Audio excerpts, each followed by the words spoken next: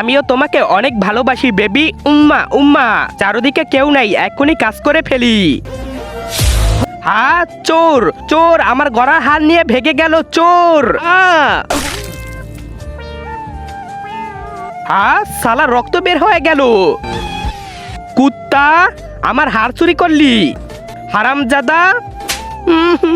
আমার ভাগ্যটাই খারাপ। নাও নাও, যত চাই ততই নাও। এতগুলো টাকা, আমার তো ভাগ্যই খুলে গেছে। হা হা হা হু হু। নাও নাও, সবাই নাও, যত খুশি নিতে থাকো। নাও নাও, এবার থাকো, আমি যাই। আরে ওয়াও, কত টাকা! আরে ভাই, ও আমাদের এত টাকা কেন দিল? আরে আমি কিভাবে জানবো?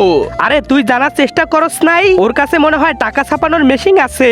টাকা ছাপানোর মেশিন? হ্যাঁ, চল ওর পিছনে যাই আর ওর টাকা ছাপানোর মেশিন চুরি করে নেই। আর দিনরাত ভর টাকা ছাপাবো আর আমরা কোটিপতি হয়ে যাব ভাই। চল, হ্যাঁ চল। কত টাকা!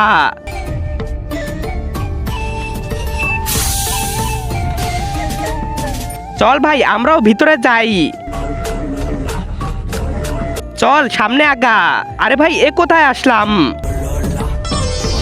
হ্যাঁ, এতগুলো টাকা, কিন্তু টাকা ছাপানোর মেশিন তো দেখছি না। আমি দেখাচ্ছি।